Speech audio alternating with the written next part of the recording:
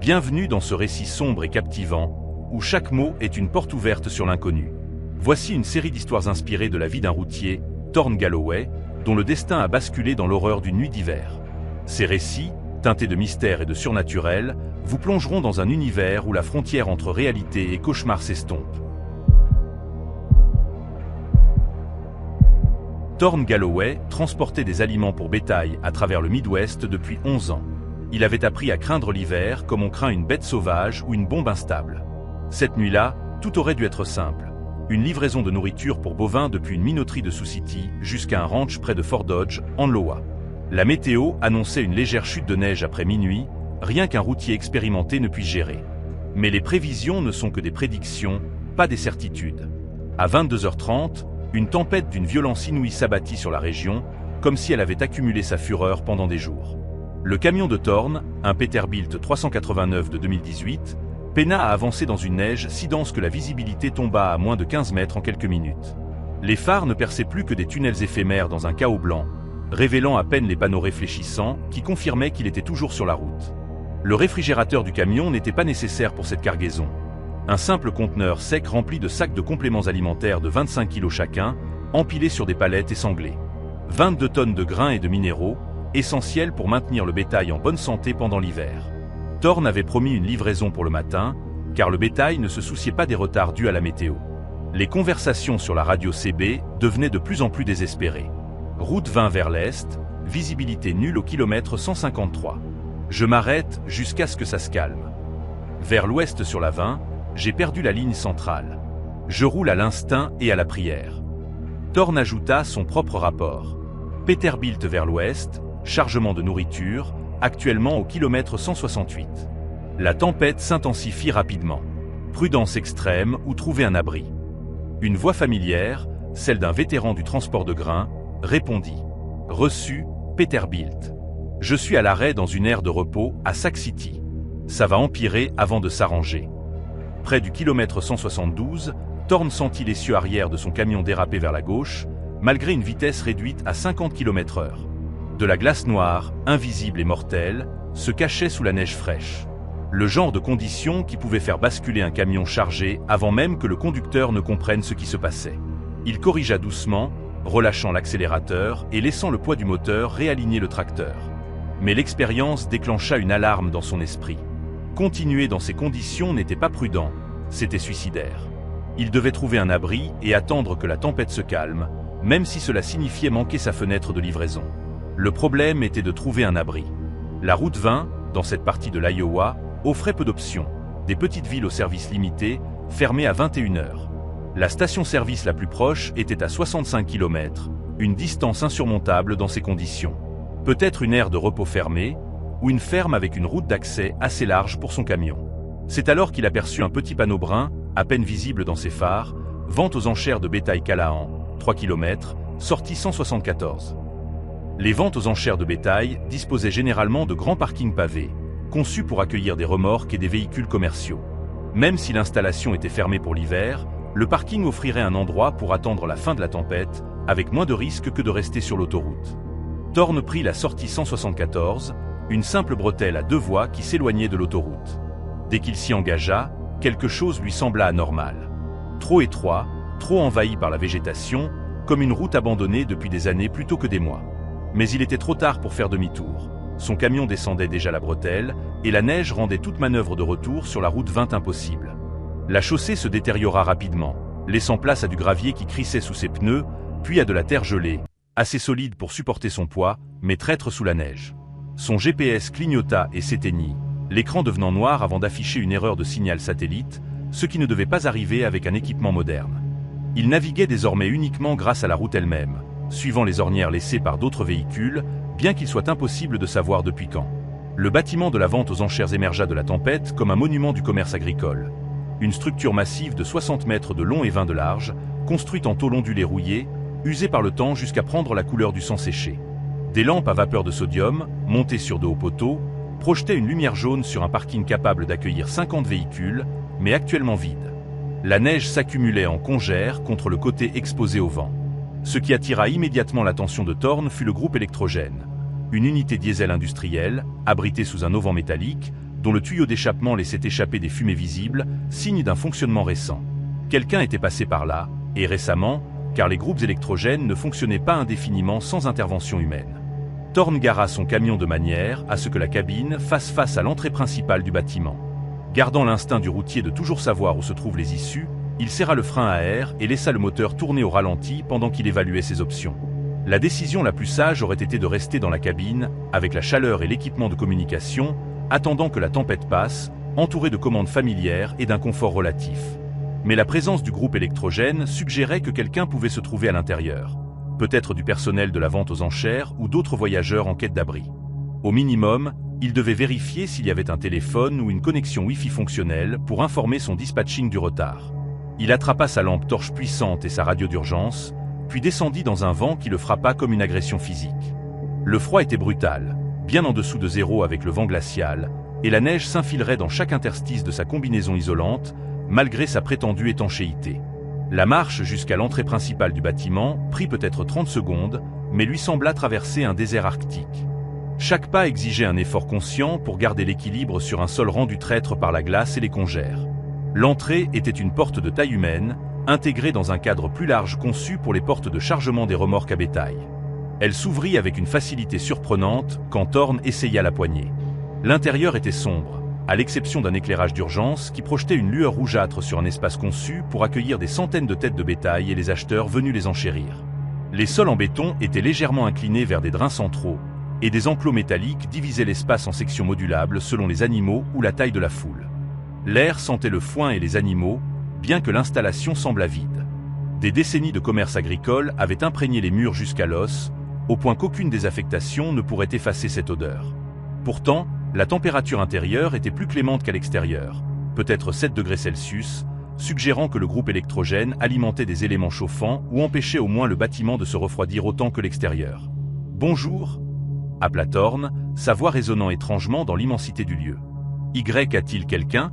Je suis un routier à la recherche d'un abri contre la tempête. » Personne ne répondit, mais il entendit autre chose, un tintement métallique faible, comme des carillons ou des clochettes, provenant des profondeurs du bâtiment. Le son était rythmé, presque musical, montant et descendant selon un schéma qui évoquait des causes naturelles plutôt que mécaniques. Probablement des fixations métalliques desserrées réagissant à la pression du vent, se dit Thorn, bien qu'il ne pût imaginer d'où le vent pouvait bien venir à l'intérieur d'une structure close. Il avança plus profondément dans le bâtiment, balayant les enclos vides et les plateformes d'enchères avec sa lampe torche.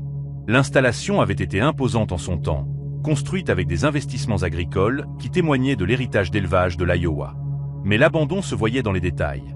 La rouille sur les surfaces métalliques, la poussière accumulée dans les coins, les toiles d'araignée tendues à travers les portes. Pourtant, le groupe électrogène continuait de fonctionner et les lumières d'urgence restaient allumées, ce qui signifiait que quelqu'un entretenait le bâtiment, même s'il n'était plus utilisé pour des ventes aux enchères. Dans ce qui semblait être une zone de bureau à l'arrière du bâtiment, Thorn trouva des traces d'une occupation récente. Un bureau couvert de papier, une tasse de café contenant encore un liquide non entièrement gelé, un radiateur électrique branché et dégageant une chaleur faible. Il examina les papiers à la lumière de sa lampe torche et découvrit des registres de vente aux enchères de bétail datant de l'automne précédent, avec des noms d'acheteurs et des prix payés pour des bovins et des porcs. Rien de particulièrement inhabituel, sauf que les dates situaient la dernière activité d'enchères environ 4 mois plus tôt, ce qui soulevait des questions sur la raison pour laquelle le groupe électrogène fonctionnait ce soir-là, pendant une tempête hivernale. Le tintement métallique devint plus fort à mesure que Thorn explorait, et il suivit le son à travers un labyrinthe d'enclos vers ce qu'il supposait être la zone de détention du bétail, où les animaux attendaient avant d'être conduits aux enchères. L'espace s'ouvrit sur une section plus grande du bâtiment, dotée de plusieurs niveaux de portes et d'enclos métalliques disposés en motifs complexes pour maximiser la capacité tout en permettant aux manipulateurs de déplacer les animaux efficacement. Et c'est là que Thorn découvrit la source du tintement. Des portes métalliques pendaient, desserrées sur leurs gonds, oscillant légèrement dans des courants d'air qu'il ne pouvait pas sentir. Le contact entre la porte et le cadre produisait le son de cloche qu'il avait entendu. Mais quelque chose dans ce schéma le dérangeait. Les portes oscillaient à l'unisson, toutes se déplaçant à la même fréquence et amplitude, malgré leur séparation par des distances considérables. Les schémas naturels du vent ne devaient pas produire un mouvement aussi coordonné, et l'air à l'intérieur du bâtiment semblait immobile malgré la tempête qui faisait rage à l'extérieur. Thorn s'approcha de l'une des portes et l'arrêta avec sa main, observant si elle se remettrait en mouvement d'elle-même. Pendant plusieurs secondes, elle resta immobile, puis commença lentement à bouger à nouveau, prenant de l'ampleur jusqu'à ce qu'elle retrouve le rythme des autres portes autour d'elle, comme si quelque chose créait délibérément une résonance, utilisant la structure du bâtiment comme un instrument. Un bruit derrière lui fit sursauter Thorn. Sa lampe torche balaya l'obscurité, ne révélant que du vide. Pourtant, il avait clairement entendu quelque chose. Le grattement d'une botte sur le béton ou le frottement d'un vêtement contre le métal. « Je sais qu'il y a quelqu'un ici », appela-t-il, essayant de garder sa voix ferme. « Je ne cherche pas d'ennui, je veux juste attendre la fin de la tempête. Si vous êtes le propriétaire des lieux, je m'excuse pour l'intrusion et je serai ravi de payer pour l'utilisation de votre groupe électrogène. » Toujours pas de réponse. Mais le silence semblait différent maintenant, occupé plutôt que vide, comme si quelque chose écoutait et choisissait de ne pas se révéler. L'instinct de routier de Thorn lui hurlait de retourner à son camion et de s'y enfermer jusqu'au matin. Mais il était allé trop loin dans le bâtiment pour reculer sans comprendre ce qui se passait. Le groupe électrogène à l'extérieur fonctionnait pour une raison. Les portes oscillaient par des mécanismes qu'il ne pouvait expliquer, et quelqu'un ou quelque chose était présent dans cette installation abandonnée, malgré les conditions de tempête qui auraient dû tenir tout le monde à l'écart.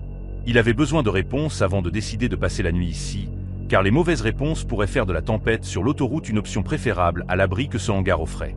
Il trouva la salle de contrôle du groupe électrogène dans un appentis atténué au bâtiment principal, accessible par une porte métallique laissée légèrement entrouverte.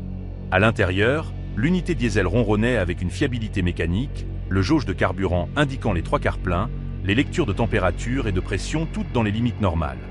Quelqu'un avait clairement entretenu cet équipement récemment, probablement dans les derniers jours, car les groupes électrogènes ne s'entretenaient pas tout seuls pendant les hivers de l'Iowa. À côté du groupe électrogène se trouvait un système de chauffage au propane, avec des conduites traversant tout le bâtiment, expliquant la chaleur relative à l'intérieur. Les deux systèmes avaient été activés délibérément, ce qui signifiait que quelqu'un avait préparé cette installation pour accueillir des personnes pendant la tempête. Un registre se trouvait sur une étagère au-dessus des commandes du groupe électrogène. Thorn le feuilleta avec une inquiétude grandissante. Les entrées étaient écrites de plusieurs mains différentes, des personnes documentant les démarrages du groupe électrogène et la consommation de carburant au cours des derniers mois. Mais le schéma était étrange. Le groupe électrogène avait été démarré principalement pendant des événements météorologiques sévères, des tempêtes de neige et des tempêtes de verglas, lorsque les déplacements seraient dangereux et qu'un abri serait précieux. Chaque entrée incluait des notes sur des invités prenant refuge, des nombres allant de 1 à 7 individus, bien qu'aucun nom ne soit fourni. La dernière entrée datait de ce soir, écrite en une belle cursive. Groupe électrogène démarré à 21 h. Invité attendu, 3 à 5. Installation préparée. Le souffle de Thorn se bloqua. Quelqu'un savait que la tempête arrivait et avait préparé cette installation pour piéger les voyageurs cherchant refuge ici. Mais dans quel but? Le vol semblait le plus probable. Des conducteurs isolés transportant des cargaisons ou des effets personnels de valeur, assez désespérés pour abandonner la prudence en échange d'une protection contre les éléments. Mais la préparation suggérait quelque chose de plus élaboré qu'un simple vol, une opération organisée nécessitant une planification avancée et plusieurs participants. Il devait retourner immédiatement à son camion et appeler à l'aide, en supposant qu'il puisse obtenir un signal cellulaire ou une portée CB suffisante pour joindre quelqu'un capable de répondre. Alors qu'il se retournait pour partir, il entendit des voix. Non pas de l'intérieur du bâtiment, mais de l'extérieur, s'approchant à travers la tempête. Plusieurs personnes parlaient à voix basse, leurs mots étouffés par le vent, mais portant la cadence indéniable d'une conversation humaine. Thorn éteignit sa lampe torche et se plaqua contre le mur de la salle du groupe électrogène, observant par une fente de la porte des ombres se déplacer sur le parking enneigé. 3, peut-être 4 silhouettes, emmitouflées dans des vêtements d'hiver et portant ce qui ressemblait à des outils ou de l'équipement. Elles se dirigeaient vers l'entrée principale du bâtiment avec la confiance de personnes, sachant exactement où elles allaient. Les voix devinrent plus claires à mesure qu'elles entraient dans le bâtiment, principalement masculines avec au moins une femme, discutant de quelque chose concernant le timing et l'horaire, s'assurant que tout était prêt avant leur arrivée. L'esprit de Thorn s'emballa à travers divers scénarios. Ces personnes opéraient clairement cette installation comme une sorte de piège pour les voyageurs en détresse. Mais qu'advenait-il des voyageurs après avoir cherché refuge? Étaient-ils volés et relâchés? Ou était-ce quelque chose de plus sombre? Le registre mentionnait des invités sans expliquer ce qu'ils étaient devenus, et les soins apportés à l'entretien du groupe électrogène et du chauffage suggéraient une opération qui durait depuis des mois, voire des années. Il ne pouvait pas retourner à son camion sans traverser un terrain découvert que les nouveaux venus verraient, et se cacher dans la salle du groupe électrogène ne faisait que retarder l'inévitable confrontation. Sa seule option était de s'enfoncer davantage dans le bâtiment et de trouver une autre sortie, espérant que le bâtiment disposait de plusieurs points d'accès conçus pour le mouvement du bétail. Thorn sortit de la salle du groupe électrogène et se faufila à travers le labyrinthe d'enclos, utilisant le tintement métallique des portes oscillantes pour masquer le bruit de ses propres déplacements. Derrière lui, les voix devinrent plus fortes à mesure que les nouveaux venus se répandaient dans l'installation, cherchant clairement quelque chose ou préparant l'espace pour ce qui allait suivre. Dans un coin de la zone de détention du bétail, Thorn trouva un escalier menant à un niveau inférieur dont il ignorait l'existence. Les marches étaient en béton, lisses après des décennies de passage, et elles descendaient dans une obscurité que sa lampe torche pénétrait à peine. Il descendit prudemment, sachant qu'une chute ici le laisserait blessé et impuissant, et émergea dans un espace souterrain qui s'étendait sur toute la longueur du bâtiment. Cette zone aurait été utilisée pour le stockage et la maintenance de l'équipement, avec des murs en béton retenant la terre et des poutres de soutien en bois s'élevant vers le plafond au-dessus. Mais l'air ici sentait mauvais, portant une odeur chimique qui rappela à Thorn les fumées d'échappement. C'est alors qu'il réalisa que le danger qu'il courait ne venait pas seulement des personnes au-dessus. Le système de chauffage au propane et le groupe électrogène diesel produisaient tous deux du monoxyde de carbone. Et si le système de ventilation ne fonctionnait pas correctement, du gaz mortel pouvait s'accumuler dans cet espace souterrain confiné. Déjà, il se sentait las, bien qu'il ne pût déterminer si c'était dû à une véritable exposition au CO ou simplement à la panique et à l'effort. Il devait trouver une sortie, retourner à son camion et s'éloigner de cette installation avant que l'opération de ces personnes ne le transforme en leur prochaine victime. Le sous-sol réservait une autre découverte qui glaça son sang. Des casiers de stockage alignés le long d'un mur, du genre avec des cadenas à combinaison promettant la sécurité pour un contenu précieux. La plupart étaient fermés et verrouillés, mais l'un d'eux était ouvert, sa porte oscillant légèrement dans les courants d'air. À l'intérieur, Thorn vit des effets personnels, des portefeuilles, des téléphones, des cartes d'identité, tous triés et empilés avec l'efficacité de quelqu'un cataloguant un inventaire.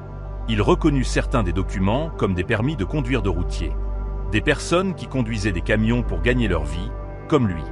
Au moins une douzaine d'individus différents étaient représentés, leurs affaires stockées ici comme des trophées ou des preuves devant être cachées à une découverte fortuite. Les mains de Thorn tremblèrent en examinant les permis de conduire, reconnaissant le format et les sceaux d'État qui les marquaient comme des documents légitimes. Kansas, Nebraska, Dakota du Sud, l'Iowa elle-même. Des conducteurs de tout le Midwest qui avaient disparu dans des circonstances probablement similaires à la sienne. Cherchant un abri contre les tempêtes hivernales, trouvant cette installation et ne retournant jamais à leur camion. L'implication était claire et terrifiante. Il ne s'agissait pas seulement de vol. Des gens mouraient ici, leurs affaires cataloguées et stockées comme un inventaire de chasse fructueuse. Le nombre de permis suggérait que cette opération durait depuis au moins 2 hivers, peut-être plus, avec des victimes s'accumulant à raison d'1 ou 2 par mois pendant les intempéries. Il devait bouger. Les voix au-dessus s'étaient répandues dans tout le bâtiment, des pas résonnants sur le béton alors que les nouveaux venus effectuaient ce qui semblait être une recherche systématique. Ils le cherchaient, ou celui que les registres du groupe électrogène prévoyaient d'arriver en quête d'abri. Thorn glissa 3 des permis de conduire dans sa poche. Des preuves qui attesteraient de ce qui se passait ici s'il parvenait à s'échapper et à contacter les autorités. Puis il s'enfonça davantage dans le sous-sol, suivant les poutres de soutien vers ce qu'il espérait être un point d'accès extérieur. La plupart des bâtiments agricoles comportaient des sorties de sous-sol pour la livraison d'équipements et de fournitures, et cette installation était assez grande pour avoir potentiellement plusieurs issues. La qualité de l'air se dégrada à mesure qu'il avançait, l'odeur chimique du monoxyde de carbone devenant plus forte jusqu'à ce que sa tête commence à lui faire mal, signe des premiers stades d'un empoisonnement. Il releva le col de sa veste sur son nez et sa bouche, essayant de filtrer l'air à travers le tissu qui offrait probablement une protection minimale, mais valait mieux que de respirer directement. Le faisceau de sa lampe torche révéla des conduits de chauffage courant le long du plafond, et il remarqua que plusieurs bouches d'aération avaient été délibérément obstruées avec des chiffons ou des planches de bois. Quelqu'un avait saboté le système de ventilation, s'assurant que le CO s'accumulerait dans le sous-sol plutôt que d'être correctement évacué à l'extérieur. Ce n'était pas de la négligence. C'était un meurtre conçu. Une porte métallique apparut au bout du sous-sol, de qualité industrielle, avec un mécanisme à barre poussante qui devait permettre une sortie sans clé. Thorn appuya sur la barre avec son épaule et sentit la porte résister, puis céder légèrement avant de s'arrêter contre quelque chose qui la bloquait de l'extérieur. Une congère, réalisa-t-il, une accumulation hivernale qui s'était entassée contre l'extérieur, empêchant la porte de s'ouvrir complètement. Il se jeta contre elle à plusieurs reprises, créant une ouverture d'environ 15 cm qui laissa entrer une bouffée d'air glacé et de neige tourbillonnante. L'ouverture était trop étroite pour son corps, mais elle fournissait de l'oxygène frais et une voie d'évasion potentielle s'il pouvait dégager assez de neige. Derrière lui, des pas descendirent l'escalier du sous-sol. Plusieurs personnes se déplaçaient avec l'efficacité coordonnée d'une équipe expérimentée. Des faisceaux de lampes torchés balayèrent l'espace.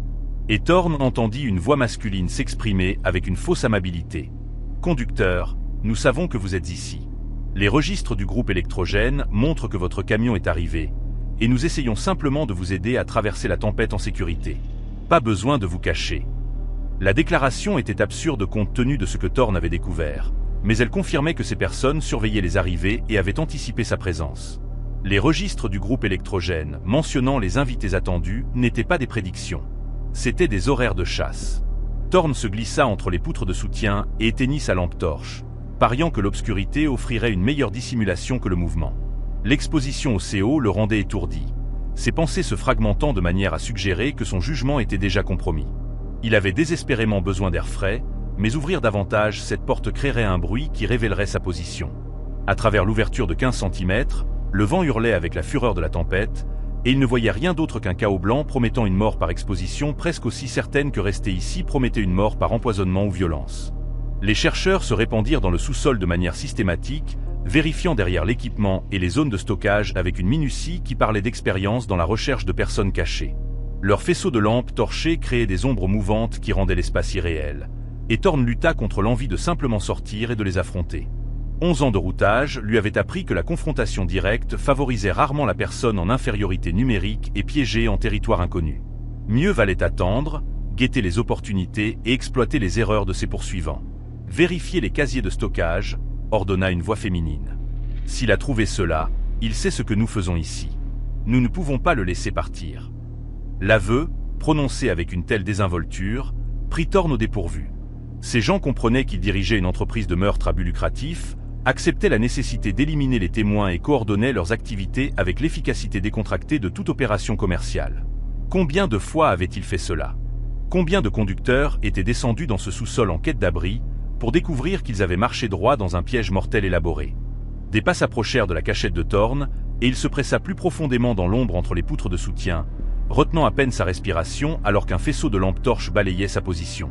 Le chercheur était un homme d'âge moyen, à en juger par sa respiration, se déplaçant avec une délibération prudente de quelqu'un qui avait déjà fait cela. « Rien ici », appelait-il à ses compagnons. « Juste du vieux matériel et de l'espace vide.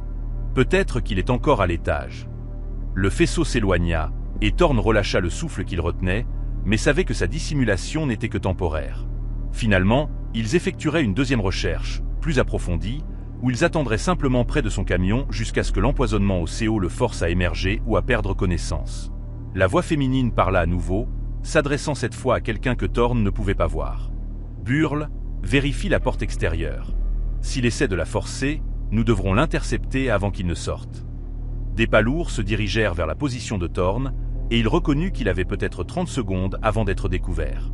L'ouverture dans la porte représentait sa seule chance, aussi inadéquate soit-elle.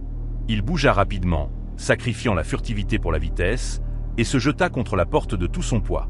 La neige à l'extérieur céda légèrement, élargissant l'ouverture à environ 25 cm. Assez pour passer sa tête et une épaule, mais pas son torse. « Là !» Le cri vint de derrière lui alors que des faisceaux de lampes torchées convergeaient vers sa position. Thorn poussa plus fort, sentant les cadres métalliques de la porte racler contre ses côtes à travers sa combinaison isolante. Sa tête et ses épaules étaient maintenant à l'extérieur, exposés à un vent qui semblait le sablonner avec de la glace, et il utilisa ses bras pour creuser dans la neige, essayant de dégager assez d'espace pour tirer son corps à travers. Des mains agrippèrent ses jambes de l'intérieur, plusieurs personnes travaillant ensemble pour le tirer en arrière dans le sous-sol. Il donna des coups de pied violemment, touchant quelque chose qui produisit un grognement de douleur, et la prise se desserra assez pour qu'il fasse encore 15 cm de progrès. Puis il fut dehors, tombant dans la neige qui lui arrivait à la poitrine, la porte claquant derrière lui alors que ses poursuivants perdaient prise. La tempête l'engloutit immédiatement, la visibilité tombant à zéro alors que la neige poussée par le vent remplissait chaque espace de sa vision. Thorn n'avait aucune idée de la direction menant à son camion ou à la sécurité. Le bâtiment était une masse sombre à sa gauche, à peine visible à travers la tempête, mais tout le reste était un chaos blanc sans caractéristiques. Il choisit une direction qui lui semblait anglée vers le parking et commença à avancer. Chaque pas exigeait un effort énorme, alors qu'il se frayait un chemin à travers des congères qui se déplaçaient et se reformaient à chaque rafale. Derrière lui, des voix criaient des ordres que le vent dispersait en sons incompréhensibles. Il viendrait par la porte ou contournerait le bâtiment pour l'intercepter, et il connaissait la disposition de la propriété alors qu'il naviguait à l'aveugle. Son seul avantage était la tempête elle-même. Un temps si sévère que même ses poursuivants auraient du mal à maintenir un contact visuel. Il se concentra sur un déplacement régulier plutôt que rapide, sachant que l'épuisement et le froid le tueraient aussi efficacement que toute menace humaine s'il paniquait et épuisait ses réserves d'énergie. Quelque chose de solide émergea devant lui, et Thorn reconnut la forme anguleuse de la remorque de son Peterbilt. Le contour familier de la remorque, sèche qu'il transportait depuis Sioux City. Un soulagement l'envahit avec une intensité qui lui fit fléchir les genoux. Il se faufila le long de la remorque vers la cabine, utilisant le véhicule comme guide à travers la tempête désorientante. La portière du conducteur était toujours déverrouillée, exactement comme il l'avait laissée, et il se hissa sur le siège avec des muscles qui hurlaient de protestation. À l'intérieur, la cabine était froide, mais offrait un abri contre le vent, et Thorn démarra immédiatement le moteur, ayant besoin de chaleur, de lumière et du réconfort psychologique d'un environnement familier. Le tableau de bord s'illumina avec son affichage habituel de jauge et de voyants. Tout semblait normal, et Thorn sentit une partie de la panique s'estomper. Il était de retour dans son élément, entouré de commandes qu'il comprenait et de systèmes en lesquels il avait confiance. La radio CB grésilla de parasites, et il attrapa le micro avec des mains qui tremblaient encore de l'adrénaline et de l'exposition au CO. Mayday. Mayday. Toute station à l'écoute. Routier à la vente aux enchères de bétail Callahan, sortie 174 de la route 20. Plusieurs hostiles sur place. Preuves de meurtres anteriors.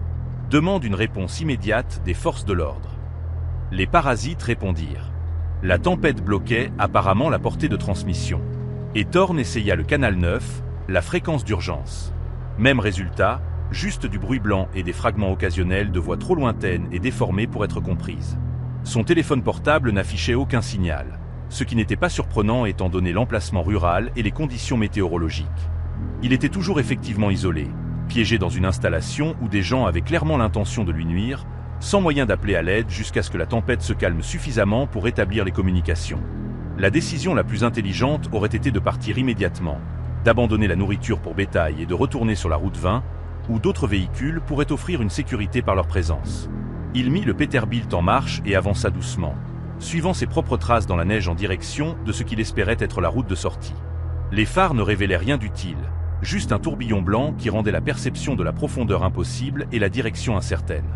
Après 50 mètres, l'avant du camion s'affaissa soudainement alors que le sol s'effondrait, les roues tournant dans le vide alors qu'elles perdaient leur adhérence sur ce qui semblait être un fossé de drainage ou un talus. Thorn recula, sentit l'essieu arrière s'agripper, et fit marche arrière pour s'éloigner du danger caché. Il essaya un angle différent, mais la même chose se produisit. Les roues trouvèrent du vide là où le sol aurait dû être solide. La réalisation s'imposa à lui comme un poids. Ils avaient préparé ce piège méticuleusement, sachant que les conducteurs qui échappaient au bâtiment tenteraient de s'enfuir avec leur véhicule. Le parking avait été conçu ou modifié pour canaliser les camions dans des positions où le départ devenait difficile ou impossible sans la lumière du jour et une visibilité claire.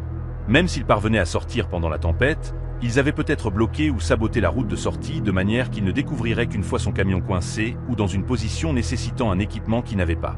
Thorn éteignit les phares et observa dans ses rétroviseurs des faisceaux de lampes torchées apparaître près du bâtiment. Plusieurs silhouettes se dispersaient pour fouiller le parking. Ils étaient méthodiques, vérifiant d'abord autour du bâtiment avant d'élargir leur schéma de recherche. Il avait peut-être 5 minutes avant qu'il n'atteigne sa position. Et ensuite, il ne pouvait pas physiquement le tirer d'un camion verrouillé, mais il pouvait endommager son véhicule, le rendre inutilisable, et attendre que l'exposition ou l'empoisonnement au CO le force à sortir. Ou il pouvait utiliser des armes, tirer à travers les fenêtres ou mettre le feu à la cabine, des options que quelqu'un prêt à commettre des meurtres en série n'hésiterait pas à employer. Ses yeux se posèrent sur la remorque derrière lui.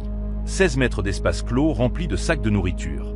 La remorque n'était pas climatisée, mais elle était isolée et étanche, et les portes arrière s'ouvraient de l'intérieur grâce à un mécanisme de libération d'urgence requis par les réglementations fédérales de sécurité. S'il pouvait entrer dans la remorque sans être vu, il aurait une cachette qu'il ne penserait peut-être pas à vérifier immédiatement. Plus important encore, l'intérieur de la remorque serait plus chaud que de rester dans la cabine avec le moteur éteint, et il pourrait potentiellement les attendre jusqu'à ce que l'aube apporte une meilleure visibilité et, espérons-le, du trafic sur la route 20. Thorn attrapa sa lampe torche et sa trousse d'urgence, puis sortit discrètement de la cabine côté passager, utilisant la masse du camion pour dissimuler ses mouvements aux chercheurs. Le vent essaya immédiatement de le renverser, et la neige piquait la peau exposée de son visage avec assez de force pour faire couler le sang. Il se faufila le long de la remorque jusqu'aux portes arrière, trouva la targette extérieure et tira. Les portes s'ouvrirent avec un gémissement de métal froid, révélant l'obscurité et l'odeur distinctive des grains transformés. Thorn grimpa à l'intérieur, referma les portes derrière lui et actionna la targette intérieure qui les empêcherait de s'ouvrir de l'extérieur sans outil. L'intérieur de la remorque était noir comme l'encre et désorientant. Le faisceau de sa lampe torche révéla des piles de sacs de nourriture s'élevant jusqu'au plafond. L'espace était étroit, peut-être 2,5 mètres de large, avec la cargaison sécurisée sur des palettes qui laissaient peu de place pour se déplacer. Mais c'était sec et significativement plus chaud qu'à l'extérieur. L'isolation et la chaleur résiduelle des sacs eux-mêmes créaient un micro-environnement qui semblait presque confortable après le froid brutal. Thorn se faufila entre les palettes vers l'avant de la remorque, trouvant un espace où il pouvait se coincer et rester caché si quelqu'un parvenait à forcer les portes. À l'extérieur, il entendit des moteurs démarrer, plusieurs véhicules se déplaçant autour du parking. Ils organisaient une recherche systématique, utilisant leurs propres camions pour fournir de la lumière et de la mobilité. Thorn vérifia à nouveau son téléphone, espérant que le fait d'être à l'intérieur de la remorque métallique pourrait d'une manière ou d'une autre améliorer la réception du signal, mais l'écran affichait toujours aucune barre. Il était complètement coupé, dépendant entièrement de ses propres ressources et des erreurs que ses poursuivants pourraient commettre. 11 ans de routage l'avaient préparé aux pannes mécaniques, aux urgences météorologiques et même aux crises médicales de base. Mais rien dans son expérience ne l'avait préparé à cela. Être traqué par des criminels organisés qui avaient transformé une installation agricole abandonnée en un site de meurtre. Son esprit parcourut les options, chacune problématique. Il pouvait attendre dans la remorque jusqu'à l'aube, pariant que la lumière du jour lui permettrait de s'échapper, ou que le trafic passant sur la route 20 remarquerait sa situation. Mais si ces gens maintenaient une surveillance toute la nuit, il émergerait pour faire face à la même situation hostile, avec en plus l'inconvénient de l'épuisement. Il pouvait essayer de se barricader et espérer que la tempête se calme suffisamment pour que les communications CB ou cellulaires fonctionnent, mais c'était passif, abandonnant l'initiative à des gens qui avaient clairement plus d'expérience dans ce scénario que lui.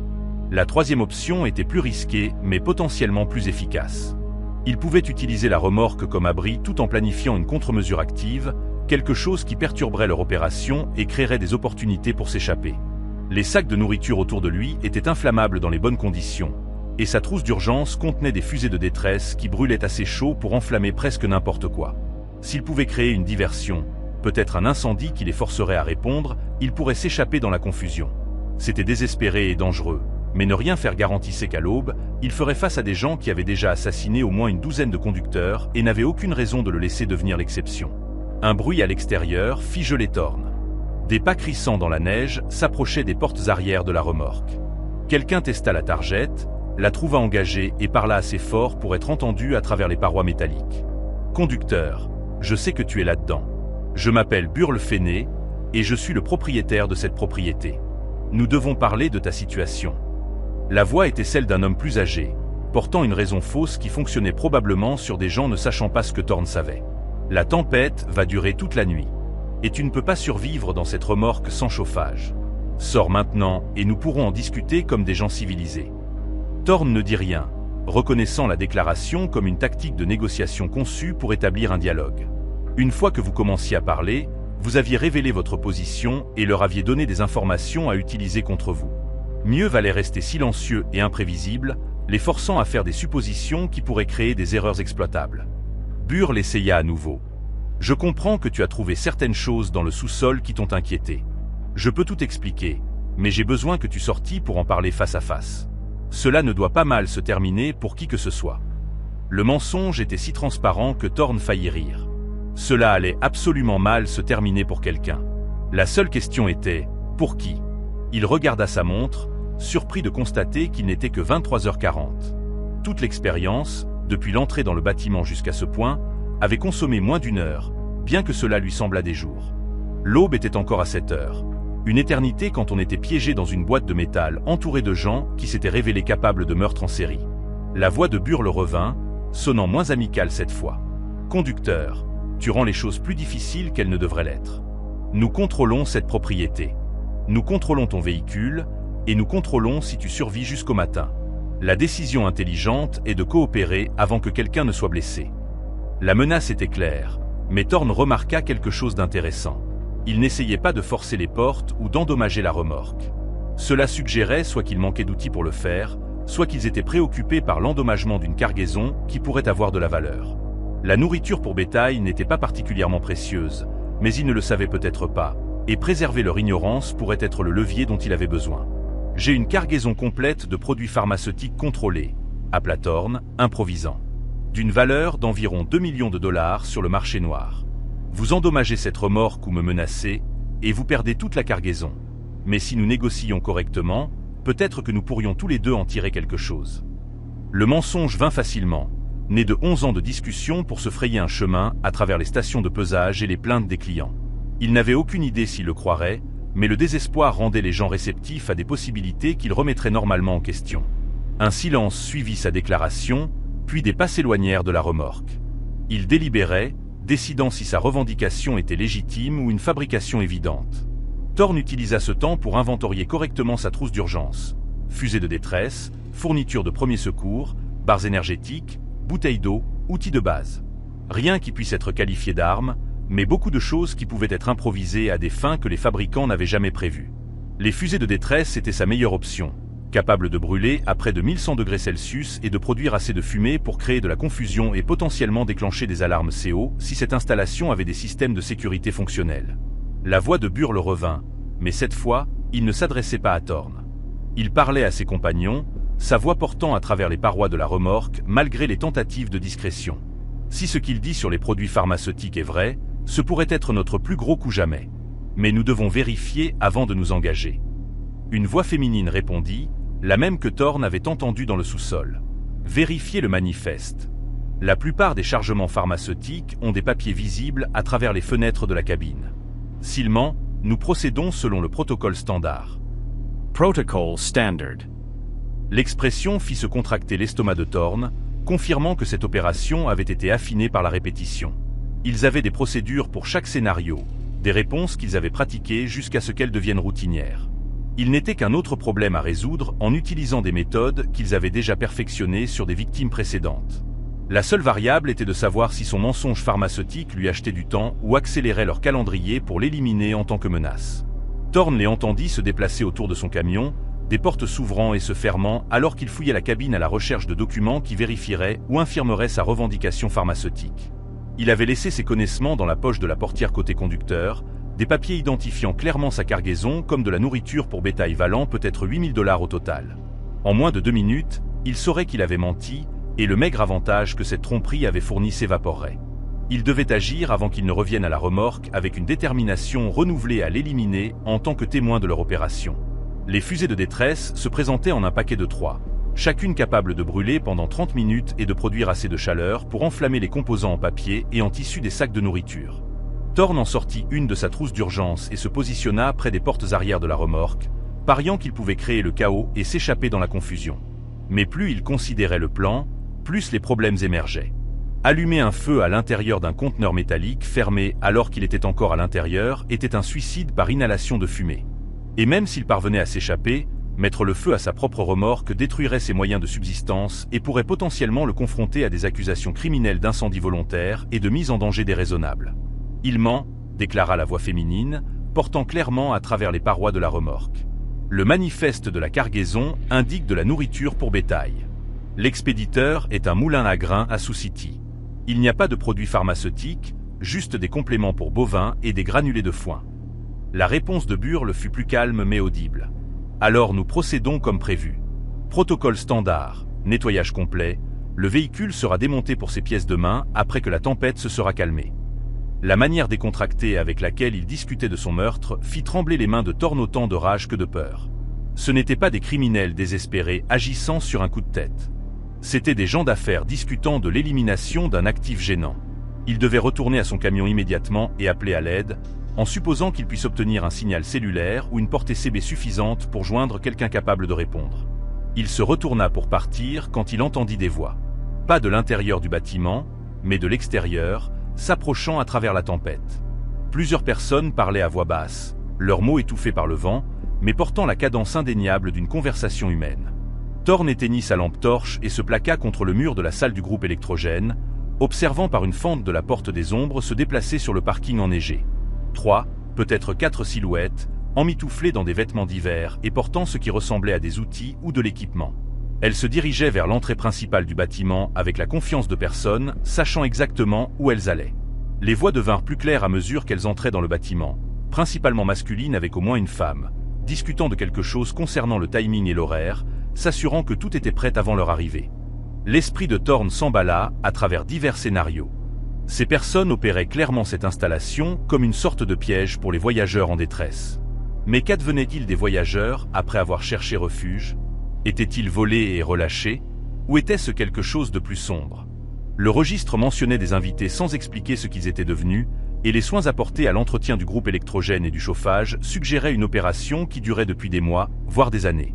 Il ne pouvait pas retourner à son camion sans traverser un terrain découvert que les nouveaux venus verraient, et se cacher dans la salle du groupe électrogène ne faisait que retarder l'inévitable confrontation. Sa seule option était de s'enfoncer davantage dans le bâtiment et de trouver une autre sortie, espérant que le bâtiment disposait de plusieurs points d'accès conçus pour le mouvement du bétail. Thorn sortit de la salle du groupe électrogène et se faufila à travers le labyrinthe d'enclos, utilisant le tintement métallique des portes oscillantes pour masquer le bruit de ses propres déplacements. Derrière lui, les voix devinrent plus fortes à mesure que les nouveaux venus se répandaient dans l'installation, cherchant clairement quelque chose ou préparant l'espace pour ce qui allait suivre. Dans un coin de la zone de détention du bétail, Thorn trouva un escalier menant à un niveau inférieur dont il ignorait l'existence. Les marches étaient en béton, lisses après des décennies de passage, et elles descendaient dans une obscurité que sa lampe torche pénétrait à peine. Il descendit prudemment, sachant qu'une chute ici le laisserait blessé et impuissant, et émergea dans un espace souterrain qui s'étendait sur toute la longueur du bâtiment. Cette zone aurait été utilisée pour le stockage et la maintenance de l'équipement, avec des murs en béton retenant la terre et des poutres de soutien en bois s'élevant vers le plafond au-dessus. Mais l'air ici sentait mauvais, portant une odeur chimique qui rappela à Thorn les fumées d'échappement. C'est alors qu'il réalisa que le danger qu'il courait ne venait pas seulement des personnes au-dessus. Le système de chauffage au propane et le groupe électrogène diesel produisaient tous deux du monoxyde de carbone. Et si le système de ventilation ne fonctionnait pas correctement, du gaz mortel pouvait s'accumuler dans cet espace souterrain confiné. Déjà, il se sentait las, bien qu'il ne pût déterminer si c'était dû à une véritable exposition au CO ou simplement à la panique et à l'effort. Il devait trouver une sortie, retourner à son camion et s'éloigner de cette installation avant que l'opération de ces personnes ne le transforme en leur prochaine victime. Le sous-sol réservait une autre découverte qui glaça son sang. Des casiers de stockage alignés le long d'un mur, du genre avec des cadenas à combinaison promettant la sécurité pour un contenu précieux. La plupart étaient fermés et verrouillés, mais l'un d'eux était ouvert, sa porte oscillant légèrement dans les courants d'air. À l'intérieur, Thorn vit des effets personnels, des portefeuilles, des téléphones, des cartes d'identité, tous triés et empilés avec l'efficacité de quelqu'un cataloguant un inventaire. Il reconnut certains des documents comme des permis de conduire de routiers. Des personnes qui conduisaient des camions pour gagner leur vie, comme lui. Au moins une douzaine d'individus différents étaient représentés, leurs affaires stockées ici comme des trophées ou des preuves devant être cachées à une découverte fortuite. Les mains de Thorn tremblèrent en examinant les permis de conduire, reconnaissant le format et les sceaux d'état qui les marquaient comme des documents légitimes. Kansas, Nebraska, Dakota du Sud, l'Iowa elle-même. Des conducteurs de tout le Midwest qui avaient disparu dans des circonstances probablement similaires à la sienne. Cherchant un abri contre les tempêtes hivernales, trouvant cette installation et ne retournant jamais à leur camion. L'implication était claire et terrifiante. Il ne s'agissait pas seulement de vol. Des gens mouraient ici, leurs affaires cataloguées et stockées comme un inventaire de chasse fructueuse. Le nombre de permis suggérait que cette opération durait depuis au moins 2 hivers, peut-être plus, avec des victimes s'accumulant à raison d'1 ou 2 par mois pendant les intempéries. Il devait bouger. Les voix au-dessus s'étaient répandues dans tout le bâtiment, des pas résonnant sur le béton alors que les nouveaux venus effectuaient ce qui semblait être une recherche systématique. Ils le cherchaient, ou celui que les registres du groupe électrogène prévoyaient d'arriver en quête d'abri. Thorn glissa 3 des permis de conduire dans sa poche. Des preuves qui attesteraient de ce qui se passait ici s'il parvenait à s'échapper et à contacter les autorités. Puis il s'enfonça davantage dans le sous-sol, suivant les poutres de soutien vers ce qu'il espérait être un point d'accès extérieur. La plupart des bâtiments agricoles comportaient des sorties de sous-sol pour la livraison d'équipements et de fournitures, et cette installation était assez grande pour avoir potentiellement plusieurs issues. La qualité de l'air se dégrada à mesure qu'il avançait, l'odeur chimique du monoxyde de carbone devenant plus forte jusqu'à ce que sa tête commence à lui faire mal, signe des premiers stades d'un empoisonnement. Il releva le col de sa veste sur son nez et sa bouche, essayant de filtrer l'air à travers le tissu qui offrait probablement une protection minimale, mais valait mieux que de respirer directement. Le faisceau de sa lampe torche révéla des conduits de chauffage courant le long du plafond, et il remarqua que plusieurs bouches d'aération avaient été délibérément obstruées avec des chiffons ou des planches de bois. Quelqu'un avait saboté le système de ventilation, s'assurant que le CO s'accumulerait dans le sous-sol plutôt que d'être correctement évacué à l'extérieur. Ce n'était pas de la négligence. C'était un meurtre conçu.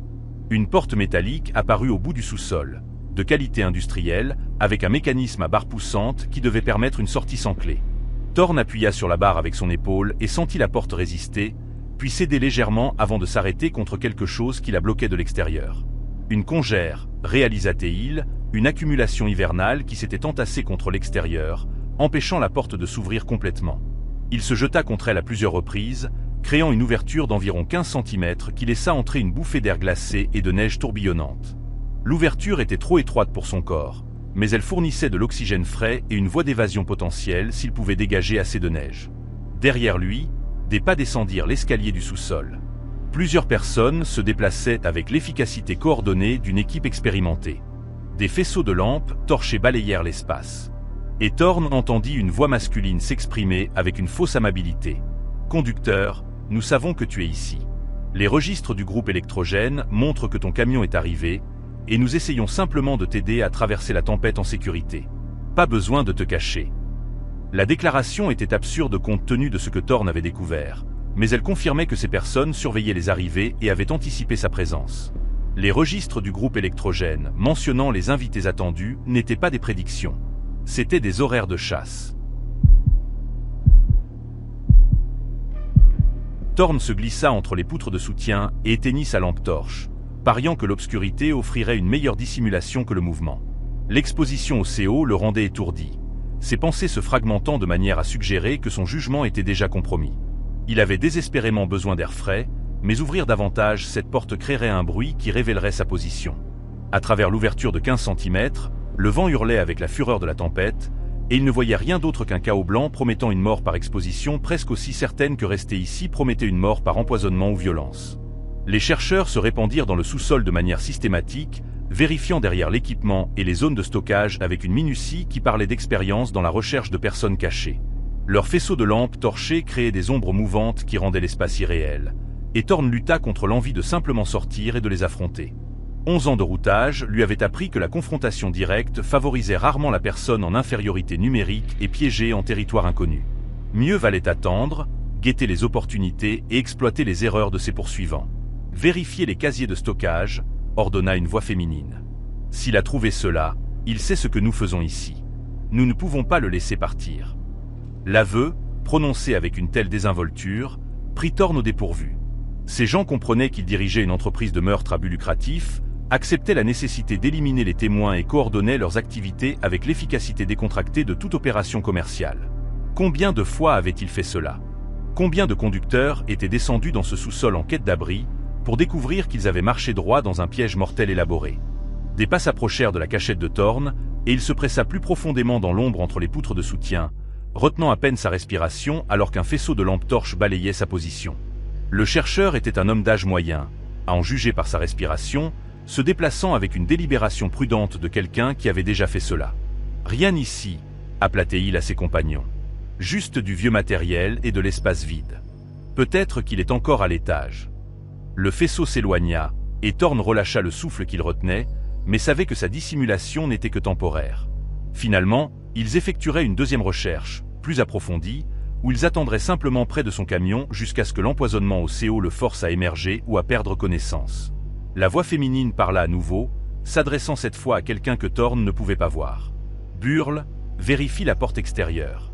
S'il essaie de la forcer, nous devrons l'intercepter avant qu'il ne sorte. » Des pas lourds se dirigèrent vers la position de Thorne, et il reconnut qu'il avait peut-être 30 secondes avant d'être découvert. L'ouverture dans la porte représentait sa seule chance, aussi inadéquate soit-elle. Il bougea rapidement, sacrifiant la furtivité pour la vitesse, et se jeta contre la porte de tout son poids. La neige à l'extérieur céda légèrement, élargissant l'ouverture à environ 25 cm. Assez pour passer sa tête et une épaule, mais pas son torse. « Là !» Le cri vint de derrière lui alors que des faisceaux de lampes torchées convergeaient vers sa position. Thorne poussa plus fort, sentant les cadres métalliques de la porte racler contre ses côtes à travers sa combinaison isolante. Sa tête et ses épaules étaient maintenant à l'extérieur, exposés à un vent qui semblait le sablonner avec de la glace, et il utilisa ses bras pour creuser dans la neige, essayant de dégager assez d'espace pour tirer son corps à travers. Des mains agrippèrent ses jambes de l'intérieur, plusieurs personnes travaillant ensemble pour le tirer en arrière dans le sous-sol. Il donna des coups de pied violemment, touchant quelque chose qui produisit un grognement de douleur, et la prise se desserra assez pour qu'il fasse encore 15 cm de progrès. Puis il fut dehors, tombant dans la neige qui lui arrivait à la poitrine, la porte claquant derrière lui alors que ses poursuivants perdaient prise. La tempête l'engloutit immédiatement, la visibilité tombant à zéro alors que la neige poussée par le vent remplissait chaque espace de sa vision. Thorne n'avait aucune idée de la direction menant à son camion ou à la sécurité. Le bâtiment était une masse sombre à sa gauche, à peine visible à travers la tempête, mais tout le reste était un chaos blanc sans caractéristiques. Il choisit une direction qui lui semblait anglée vers le parking et commença à avancer. Chaque pas exigeait un effort énorme, alors qu'il se frayait un chemin à travers des congères qui se déplaçaient et se reformaient à chaque rafale. Derrière lui, des voix criaient des ordres que le vent dispersait en sons incompréhensibles. Il viendrait par la porte ou contournerait le bâtiment pour l'intercepter, et il connaissait la disposition de la propriété alors qu'il naviguait à l'aveugle. Son seul avantage était la tempête elle-même, un temps si sévère que même ses poursuivants auraient du mal à maintenir un contact visuel. Il se concentra sur un déplacement régulier plutôt que rapide, sachant que l'épuisement et le froid le tueraient aussi efficacement que toute menace humaine s'il paniquait et épuisait ses réserves d'énergie. Quelque chose de solide émergea devant lui, et Thorne reconnut la forme anguleuse de la remorque de son Peterbilt.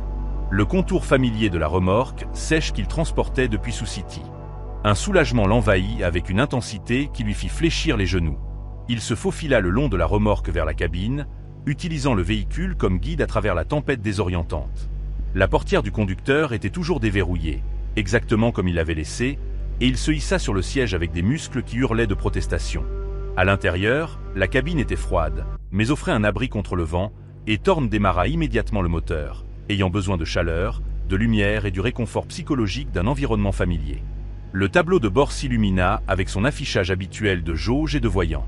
Tout semblait normal, et Thorne sentit une partie de la panique s'estomper. Il était de retour dans son élément, entouré de commandes qu'il comprenait et de systèmes en lesquels il avait confiance. La radio CB grésilla de parasites, et il attrapa le micro avec des mains qui tremblaient encore de l'adrénaline et de l'exposition au CO. Mayday. Mayday. Toute station à l'écoute. Routier à la vente aux enchères de bétail Callahan, sortie 174 de la route 20. Plusieurs hostiles sur place. Preuves de meurtres anteriors. Demande une réponse immédiate des forces de l'ordre. Les parasites répondirent. La tempête bloquait apparemment la portée de transmission. Et Thorne essaya le canal 9, la fréquence d'urgence. Même résultat, juste du bruit blanc et des fragments occasionnels de voix trop lointaines et déformées pour être comprises. Son téléphone portable n'affichait aucun signal, ce qui n'était pas surprenant étant donné l'emplacement rural et les conditions météorologiques. Il était toujours effectivement isolé, piégé dans une installation où des gens avaient clairement l'intention de lui nuire, sans moyen d'appeler à l'aide jusqu'à ce que la tempête se calme suffisamment pour rétablir les communications. La décision la plus intelligente aurait été de partir immédiatement, d'abandonner la nourriture pour bétail et de retourner sur la route 20, où d'autres véhicules pourraient offrir une sécurité par leur présence. Il mit le Peterbilt en marche et avança doucement, suivant ses propres traces dans la neige en direction de ce qu'il espérait être la route de sortie. Les phares ne révélaient rien d'utile, juste un tourbillon blanc qui rendait la perception de la profondeur impossible et la direction incertaine. Après 50 mètres, l'avant du camion s'affaissa soudainement alors que le sol s'effondrait, les roues tournant dans le vide alors qu'elles perdaient leur adhérence sur ce qui semblait être un fossé de drainage ou un talus. Thorne recula, sentit l'essieu arrière s'agripper, et fit marche arrière pour s'éloigner du danger caché. Il essaya un angle différent, mais la même chose se produisit. Les roues trouvèrent du vide là où le sol aurait dû être solide. La réalisation s'imposa à lui comme un poids. Ils avaient préparé ce piège méticuleusement, sachant que les conducteurs qui échappaient au bâtiment tenteraient de s'enfuir avec leur véhicule. Le parking avait été conçu ou modifié pour canaliser les camions dans des positions où le départ devenait difficile ou impossible sans la lumière du jour et une visibilité claire. Même s'ils parvenaient à sortir pendant la tempête, ils avaient peut-être bloqué ou saboté la route de sortie de manière qu'il ne découvrirait qu'une fois son camion coincé ou dans une position nécessitant un équipement qu'il n'avait pas. Thorne éteignit les phares et observa dans ses rétroviseurs des faisceaux de lampes torchées apparaître près du bâtiment. Plusieurs silhouettes se dispersaient pour fouiller le parking. Ils étaient méthodiques, vérifiant d'abord autour du bâtiment avant d'élargir leur schéma de recherche. Il avait peut-être 5 minutes avant qu'il n'atteigne sa position. Et ensuite, il ne pouvait pas physiquement le tirer d'un camion verrouillé, mais il pouvait endommager son véhicule, le rendre inutilisable, et attendre que l'exposition ou l'empoisonnement au CO le force à sortir. Ou il pouvait utiliser des armes, tirer à travers les fenêtres ou mettre le feu à la cabine, des options que quelqu'un prêt à commettre des meurtres en série n'hésiterait pas à employer. Ses yeux se posèrent sur la remorque derrière lui. 16 mètres d'espace clos remplis de sacs de nourriture. La remorque n'était pas climatisée, mais elle était isolée et étanche, et les portes arrière s'ouvraient de l'intérieur grâce à un mécanisme de libération d'urgence requis par les réglementations fédérales de sécurité. S'il pouvait entrer dans la remorque sans être vu, il aurait une cachette qu'il ne penserait peut-être pas à vérifier immédiatement. Plus important encore, l'intérieur de la remorque serait plus chaud que de rester dans la cabine avec le moteur éteint, et il pourrait potentiellement les attendre jusqu'à ce que l'aube apporte une meilleure visibilité et, espérons-le, du trafic sur la route 20. Thorn attrapa sa lampe torche et sa trousse d'urgence, puis sortit discrètement de la cabine côté passager, utilisant la masse du camion pour dissimuler ses mouvements aux chercheurs. Le vent essaya immédiatement de le renverser, et la neige piquait la peau exposée de son visage avec assez de force pour faire couler le sang. Il se faufila le long de la remorque jusqu'aux portes arrière, trouva la targette extérieure et tira. Les portes s'ouvrirent avec un gémissement de métal froid, révélant l'obscurité et l'odeur distinctive des grains transformés. Thorn grimpa à l'intérieur, referma les portes derrière lui et actionna la targette intérieure qui les empêcherait de s'ouvrir de l'extérieur sans outil. L'intérieur de la remorque était noir comme l'encre et désorientant. Le faisceau de sa lampe torche révéla des piles de sacs de nourriture s'élevant jusqu'au plafond. L'espace était étroit, peut-être 2,5 mètres de large, avec la cargaison sécurisée sur des palettes qui laissaient peu de place pour se déplacer. Mais c'était sec et significativement plus chaud qu'à l'extérieur. L'isolation et la chaleur résiduelle des sacs eux-mêmes créaient un micro-environnement qui semblait presque confortable après le froid brutal. Thorn se faufila entre les palettes vers l'avant de la remorque, trouvant un espace où il pouvait se coincer et rester caché si quelqu'un parvenait à forcer les portes. À l'extérieur, il entendit des moteurs démarrer, plusieurs véhicules se déplaçant autour du parking. Ils organisaient une recherche systématique, utilisant leurs propres camions pour fournir de la lumière et de la mobilité. Thorn vérifia à nouveau son téléphone, espérant que le fait d'être à l'intérieur de la remorque métallique pourrait d'une manière ou d'une autre améliorer la réception du signal, mais l'écran affichait toujours aucune barre. Il était complètement coupé, dépendant entièrement de ses propres ressources et des erreurs que ses poursuivants pourraient commettre. 11 ans de routage l'avaient préparé aux pannes mécaniques, aux urgences météorologiques et même aux crises médicales de base. Mais rien dans son expérience ne l'avait préparé à cela. Être traqué par des criminels organisés qui avaient transformé une installation agricole abandonnée en un site de meurtre. Son esprit parcourut les options, chacune problématique. Il pouvait attendre dans la remorque jusqu'à l'aube, pariant que la lumière du jour lui permettrait de s'échapper, ou que le trafic passant sur la route 20 remarquerait sa situation. Mais si ces gens maintenaient une surveillance toute la nuit, il émergerait pour faire face à la même situation hostile, avec en plus l'inconvénient de l'épuisement. Il pouvait essayer de se barricader et espérer que la tempête se calme suffisamment pour que les communications CB ou cellulaires fonctionnent, mais c'était passif, abandonnant l'initiative à des gens qui avaient clairement plus d'expérience dans ce scénario que lui. La troisième option était plus risquée, mais potentiellement plus efficace. Il pouvait utiliser la remorque comme abri tout en planifiant une contre-mesure active, quelque chose qui perturberait leur opération et créerait des opportunités pour s'échapper. Les sacs de nourriture autour de lui étaient inflammables dans les bonnes conditions, et sa trousse d'urgence contenait des fusées de détresse qui brûlaient assez chaud pour enflammer presque n'importe quoi. S'il pouvait créer une diversion, peut-être un incendie qui les forcerait à répondre, ils pourraient s'échapper dans la confusion. C'était désespéré et dangereux, mais ne rien faire garantissait qu'à l'aube, il ferait face à des gens qui avaient déjà assassiné au moins une douzaine de conducteurs et n'avaient aucune raison de le laisser devenir l'exception. Un bruit à l'extérieur fit geler Thorn. Des pas crissants dans la neige s'approchaient des portes arrière de la remorque. Quelqu'un testa la targette, la trouva engagée et parla assez fort pour être entendu à travers les parois métalliques. « Conducteur, je sais que tu es là-dedans. Je m'appelle Burl Fenné, et je suis le propriétaire de cette propriété. Nous devons parler de ta situation. » La voix était celle d'un homme plus âgé, portant une raison fausse qui fonctionnait probablement sur des gens ne sachant pas ce que Thorn savait. « La tempête va durer toute la nuit. Et tu ne peux pas survivre dans cette remorque sans chauffage. Sors maintenant, et nous pourrons en discuter comme des gens civilisés. » Thorn ne dit rien, reconnaissant la déclaration comme une tactique de négociation conçue pour établir un dialogue. Une fois que vous commenciez à parler, vous aviez révélé votre position et leur aviez donné des informations à utiliser contre vous. Mieux valait rester silencieux et imprévisible, les forçant à faire des suppositions qui pourraient créer des erreurs exploitables. Burl essaya à nouveau. « Je comprends que tu as trouvé certaines choses dans le sous-sol qui t'ont inquiété. Je peux tout expliquer, mais j'ai besoin que tu sortis pour en parler face à face.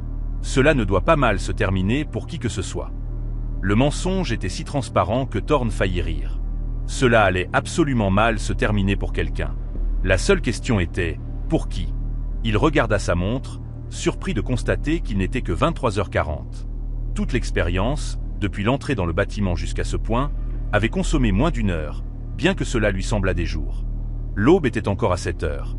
Une éternité quand on était piégé dans une boîte de métal entourée de gens qui s'étaient révélés capables de meurtres en série. La voix de Burle revint, sonnant moins amicale cette fois. « Conducteur, tu rends les choses plus difficiles qu'elles ne devraient l'être. Nous contrôlons cette propriété. Nous contrôlons ton véhicule, et nous contrôlons si tu survis jusqu'au matin. La décision intelligente est de coopérer avant que quelqu'un ne soit blessé. » La menace était claire, mais Thorn remarqua quelque chose d'intéressant. Il n'essayait pas de forcer les portes ou d'endommager la remorque. Cela suggérait soit qu'il manquait d'outils pour le faire, soit qu'ils étaient préoccupés par l'endommagement d'une cargaison qui pourrait avoir de la valeur. La nourriture pour bétail n'était pas particulièrement précieuse, mais ils ne le savaient peut-être pas, et préserver leur ignorance pourrait être le levier dont il avait besoin. « J'ai une cargaison complète de produits pharmaceutiques contrôlés », appela Thorn, improvisant. « D'une valeur d'environ 2 millions de dollars sur le marché noir. Vous endommagez cette remorque ou me menacez, et vous perdez toute la cargaison. Mais si nous négocions correctement, peut-être que nous pourrions tous les deux en tirer quelque chose. » Le mensonge vint facilement, né de 11 ans de discussion pour se frayer un chemin à travers les stations de pesage et les plaintes des clients. Il n'avait aucune idée s'il le croirait, mais le désespoir rendait les gens réceptifs à des possibilités qu'ils remettraient normalement en question. Un silence suivit sa déclaration, puis des pas s'éloignèrent de la remorque. Il délibérait, décidant si sa revendication était légitime ou une fabrication évidente. Thorn utilisa ce temps pour inventorier correctement sa trousse d'urgence. Fusée de détresse, fournitures de premiers secours, barres énergétiques, bouteilles d'eau, outils de base. Rien qui puisse être qualifié d'arme, mais beaucoup de choses qui pouvaient être improvisées à des fins que les fabricants n'avaient jamais prévues. Les fusées de détresse étaient sa meilleure option, capables de brûler à près de 1100 degrés Celsius et de produire assez de fumée pour créer de la confusion et potentiellement déclencher des alarmes CO si cette installation avait des systèmes de sécurité fonctionnels. La voix de Burle revint, mais cette fois, il ne s'adressait pas à Thorn. Il parlait à ses compagnons, sa voix portant à travers les parois de la remorque malgré les tentatives de discrétion. Si ce qu'il dit sur les produits pharmaceutiques est vrai, ce pourrait être notre plus gros coup jamais. Mais nous devons vérifier avant de nous engager. Une voix féminine répondit, la même que Thorn avait entendue dans le sous-sol. Vérifiez le manifeste. La plupart des chargements pharmaceutiques ont des papiers visibles à travers les fenêtres de la cabine. S'il ment, nous procédons selon le protocole standard. Protocol Standard. L'expression fit se contracter l'estomac de Thorn, confirmant que cette opération avait été affinée par la répétition. Ils avaient des procédures pour chaque scénario, des réponses qu'ils avaient pratiquées jusqu'à ce qu'elles deviennent routinières. Il n'était qu'un autre problème à résoudre en utilisant des méthodes qu'ils avaient déjà perfectionnées sur des victimes précédentes. La seule variable était de savoir si son mensonge pharmaceutique lui achetait du temps ou accélérait leur calendrier pour l'éliminer en tant que menace. Thorn les entendit se déplacer autour de son camion, des portes s'ouvrant et se fermant alors qu'il fouillait la cabine à la recherche de documents qui vérifieraient ou infirmeraient sa revendication pharmaceutique. Il avait laissé ses connaissements dans la poche de la portière côté conducteur, des papiers identifiant clairement sa cargaison comme de la nourriture pour bétail valant peut-être 8 000 $ au total. En moins de 2 minutes, il saurait qu'il avait menti, et le maigre avantage que cette tromperie avait fourni s'évaporerait. Il devait agir avant qu'il ne revienne à la remorque avec une détermination renouvelée à l'éliminer en tant que témoin de leur opération. Les fusées de détresse se présentaient en un paquet de 3, chacune capable de brûler pendant 30 minutes et de produire assez de chaleur pour enflammer les composants en papier et en tissu des sacs de nourriture. Thorn en sortit une de sa trousse d'urgence et se positionna près des portes arrière de la remorque, pariant qu'il pouvait créer le chaos et s'échapper dans la confusion. Mais plus il considérait le plan, plus les problèmes émergeaient. Allumer un feu à l'intérieur d'un conteneur métallique fermé alors qu'il était encore à l'intérieur était un suicide par inhalation de fumée. Et même s'il parvenait à s'échapper, mettre le feu à sa propre remorque détruirait ses moyens de subsistance et pourrait potentiellement le confronter à des accusations criminelles d'incendie volontaire et de mise en danger déraisonnable. « Il ment », déclara la voix féminine, portant clairement à travers les parois de la remorque. Le manifeste de la cargaison indique de la nourriture pour bétail. L'expéditeur est un moulin à grains à Sioux City. Il n'y a pas de produits pharmaceutiques, juste des compléments pour bovins et des granulés de foin. La réponse de Burle fut plus calme mais audible. Alors nous procédons comme prévu. Protocole standard, nettoyage complet, Le véhicule sera démonté pour ses pièces de main après que la tempête se sera calmée. La manière décontractée avec laquelle il discutait de son meurtre fit trembler les mains de Thorne autant de rage que de peur. Ce n'étaient pas des criminels désespérés agissant sur un coup de tête. C'étaient des gens d'affaires discutant de l'élimination d'un actif gênant. Il devait retourner à son camion immédiatement et appeler à l'aide, en supposant qu'il puisse obtenir un signal cellulaire ou une portée CB suffisante pour joindre quelqu'un capable de répondre. Il se retourna pour partir quand il entendit des voix. Pas de l'intérieur du bâtiment, mais de l'extérieur, s'approchant à travers la tempête. Plusieurs personnes parlaient à voix basse, leurs mots étouffés par le vent, mais portant la cadence indéniable d'une conversation humaine. Thorne éteignit sa lampe torche et se plaqua contre le mur de la salle du groupe électrogène, observant par une fente de la porte des ombres se déplacer sur le parking enneigé. 3, peut-être 4 silhouettes, emmitouflées dans des vêtements d'hiver et portant ce qui ressemblait à des outils ou de l'équipement. Elles se dirigeaient vers l'entrée principale du bâtiment avec la confiance de personnes, sachant exactement où elles allaient. Les voix devinrent plus claires à mesure qu'elles entraient dans le bâtiment, principalement masculines avec au moins une femme, discutant de quelque chose concernant le timing et l'horaire, s'assurant que tout était prêt avant leur arrivée. L'esprit de Thorne s'emballa à travers divers scénarios. Ces personnes opéraient clairement cette installation comme une sorte de piège pour les voyageurs en détresse. Mais qu'advenait-il des voyageurs après avoir cherché refuge ? Étaient-ils volés et relâchés ? Ou était-ce quelque chose de plus sombre ? Le registre mentionnait des invités sans expliquer ce qu'ils étaient devenus, et les soins apportés à l'entretien du groupe électrogène et du chauffage suggéraient une opération qui durait depuis des mois, voire des années. Il ne pouvait pas retourner à son camion sans traverser un terrain découvert que les nouveaux venus verraient, et se cacher dans la salle du groupe électrogène ne faisait que retarder l'inévitable confrontation. Sa seule option était de s'enfoncer davantage dans le bâtiment et de trouver une autre sortie, espérant que le bâtiment disposait de plusieurs points d'accès conçus pour le mouvement du bétail. Thorne sortit de la salle du groupe électrogène et se faufila à travers le labyrinthe d'enclos, utilisant le tintement métallique des portes oscillantes pour masquer le bruit de ses propres déplacements. Derrière lui, les voix devinrent plus fortes à mesure que les nouveaux venus se répandaient dans l'installation, cherchant clairement quelque chose ou préparant l'espace pour ce qui allait suivre. Dans un coin de la zone de détention du bétail, Thorne trouva un escalier menant à un niveau inférieur dont il ignorait l'existence. Les marches étaient en béton, lisses après des décennies de passage, et elles descendaient dans une obscurité que sa lampe torche pénétrait à peine. Il descendit prudemment, sachant qu'une chute ici le laisserait blessé et impuissant, et émergea dans un espace souterrain qui s'étendait sur toute la longueur du bâtiment. Cette zone aurait été utilisée pour le stockage et la maintenance de l'équipement, avec des murs en béton retenant la terre et des poutres de soutien en bois s'élevant vers le plafond au-dessus. Mais l'air ici sentait mauvais, portant une odeur chimique qui rappela à Thorne les fumées d'échappement. C'est alors qu'il réalisa que le danger qu'il courait ne venait pas seulement des personnes au-dessus. Le système de chauffage au propane et le groupe électrogène diesel produisaient tous deux du monoxyde de carbone. Et si le système de ventilation ne fonctionnait pas correctement, du gaz mortel pouvait s'accumuler dans cet espace souterrain confiné. Déjà, il se sentait las, bien qu'il ne pût déterminer si c'était dû à une véritable exposition au CO ou simplement à la panique et à l'effort. Il devait trouver une sortie, retourner à son camion et s'éloigner de cette installation avant que l'opération de ces personnes ne le transforme en leur prochaine victime. Le sous-sol réservait une autre découverte qui glaça son sang. Des casiers de stockage alignés le long d'un mur, du genre avec des cadenas à combinaison promettant la sécurité pour un contenu précieux. La plupart étaient fermés et verrouillés, mais l'un d'eux était ouvert, sa porte oscillant légèrement dans les courants d'air. À l'intérieur, Thorne vit des effets personnels, des portefeuilles, des téléphones, des cartes d'identité, tous triés et empilés avec l'efficacité de quelqu'un cataloguant un inventaire. Il reconnut certains des documents comme des permis de conduire de routiers. Des personnes qui conduisaient des camions pour gagner leur vie, comme lui. Au moins une douzaine d'individus différents étaient représentés, leurs affaires stockées ici comme des trophées ou des preuves devant être cachées à une découverte fortuite. Les mains de Thorne tremblèrent en examinant les permis de conduire, reconnaissant le format et les sceaux d'État qui les marquaient comme des documents légitimes. Kansas, Nebraska, Dakota du Sud, l'Iowa elle-même. Des conducteurs de tout le Midwest qui avaient disparu dans des circonstances probablement similaires à la sienne. Cherchant un abri contre les tempêtes hivernales, trouvant cette installation et ne retournant jamais à leur camion. L'implication était claire et terrifiante. Il ne s'agissait pas seulement de vol. Des gens mouraient ici, leurs affaires cataloguées et stockées comme un inventaire de chasse fructueuse. Le nombre de permis suggérait que cette opération durait depuis au moins 2 hivers, peut-être plus, avec des victimes s'accumulant à raison d'1 ou 2 par mois pendant les intempéries. Il devait bouger. Les voix au-dessus s'étaient répandues dans tout le bâtiment, des pas résonnants sur le béton, alors que les nouveaux venus effectuaient ce qui semblait être une recherche systématique.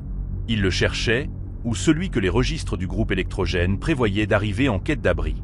Thorn glissa 3 des permis de conduire dans sa poche. Des preuves qui attesteraient de ce qui se passait ici s'il parvenait à s'échapper et à contacter les autorités. Puis il s'enfonça davantage dans le sous-sol, suivant les poutres de soutien vers ce qu'il espérait être un point d'accès extérieur. La plupart des bâtiments agricoles comportaient des sorties de sous-sol pour la livraison d'équipements et de fournitures, et cette installation était assez grande pour avoir potentiellement plusieurs issues.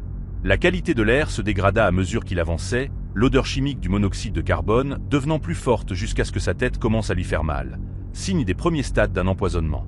Il releva le col de sa veste sur son nez et sa bouche, essayant de filtrer l'air à travers le tissu qui offrait probablement une protection minimale, mais valait mieux que de respirer directement. Le faisceau de sa lampe torche révéla des conduits de chauffage courant le long du plafond, et il remarqua que plusieurs bouches d'aération avaient été délibérément obstruées avec des chiffons ou des planches de bois.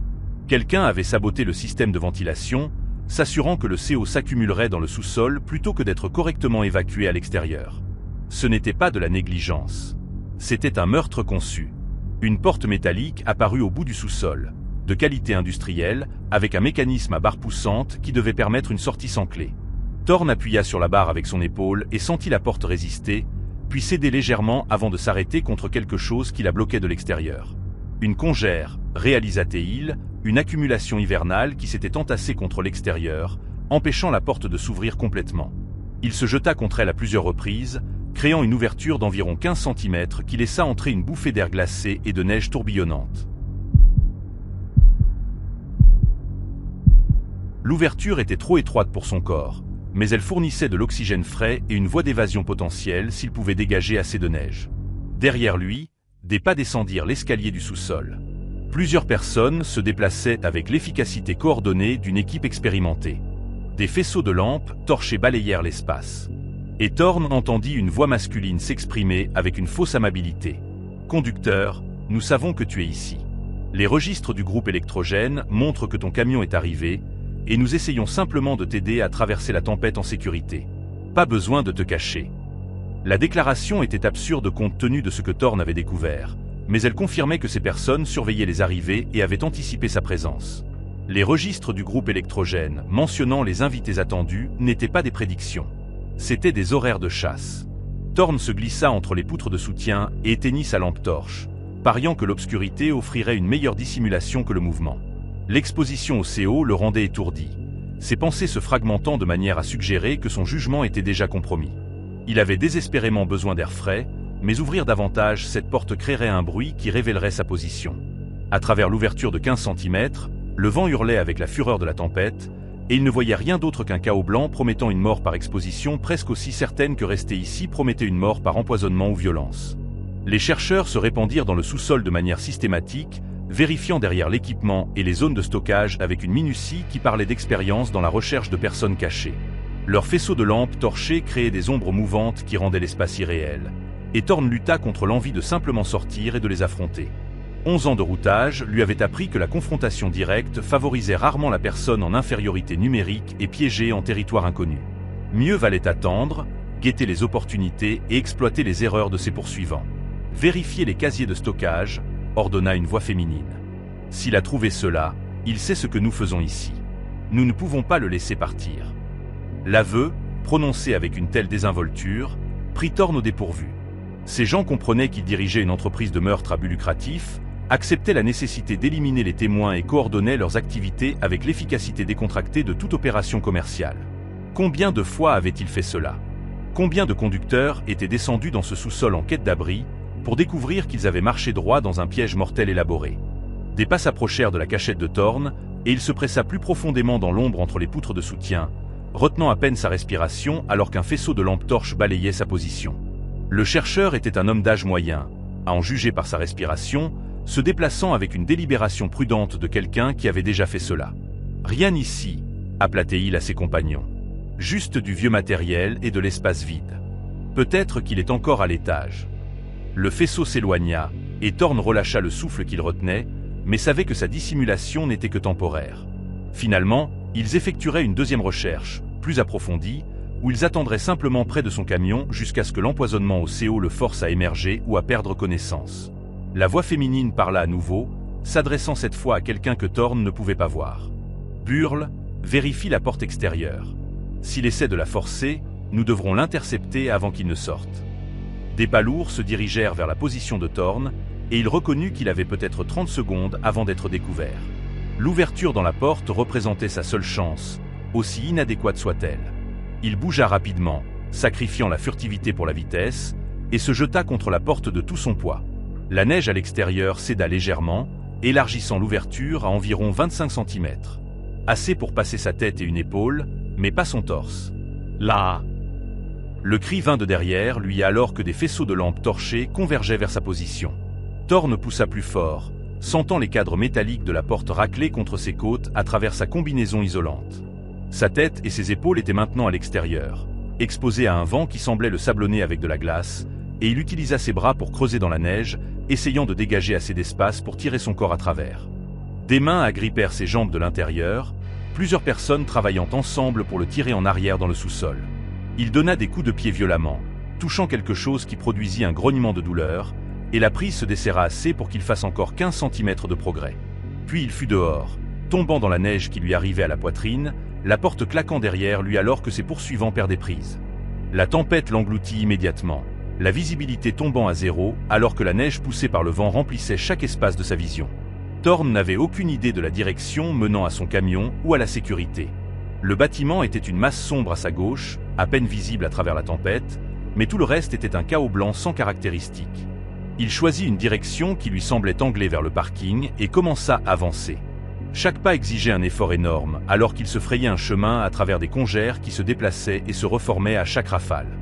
Derrière lui, des voix criaient des ordres que le vent dispersait en sons incompréhensibles.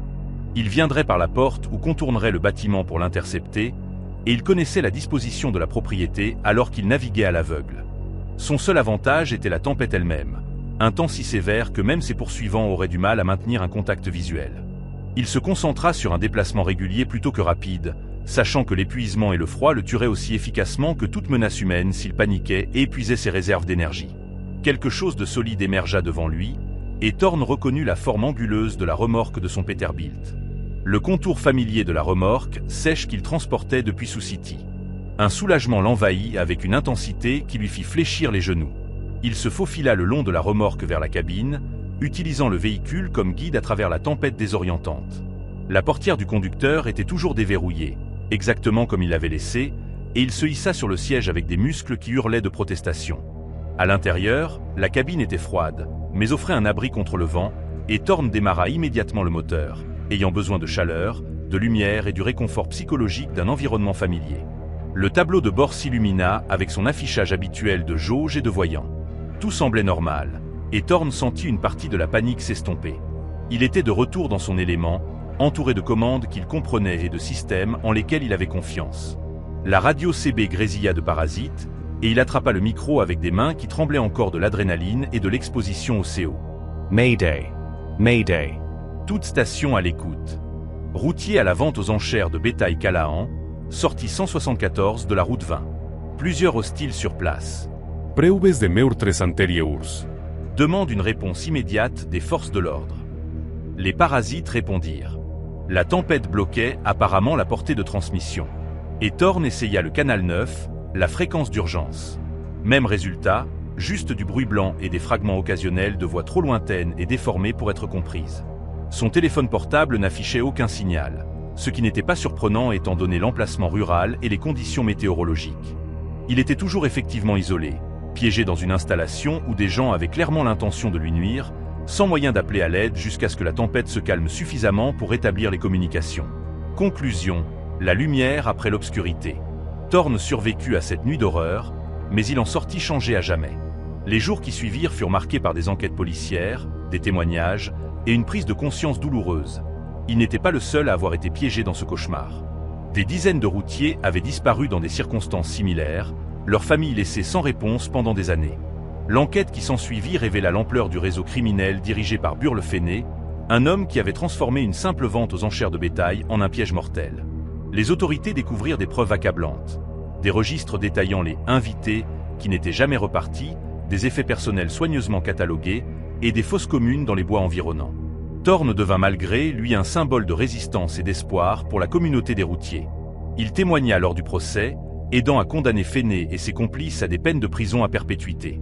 Mais même après la chute de ce réseau, Thorn savait que d'autres pièges existaient, attendant patiemment leur prochaine victime.